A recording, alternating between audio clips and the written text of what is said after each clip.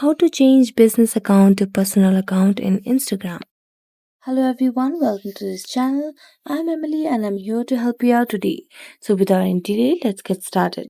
The first thing first, open up your Instagram application. Make sure you are logged into your profile. Now just tap on your profile, which is at the bottom of your screen. So just tap on your profile and then tap on the hamburger icon, which is at the top right corner of the screen. Now you can see here that my account is professional and business account because I have a professional dashboard. So you can just figure it out by that.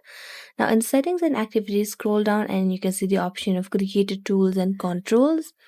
Now switch and scroll and you can see the option of switch account types. Just select on that and you can switch to personal account.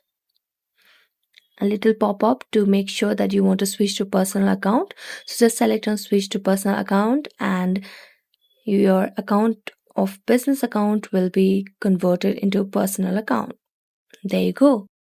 So thank you so much for watching this video. If you enjoyed it, don't forget to like, subscribe and hit the bell notification for more updates.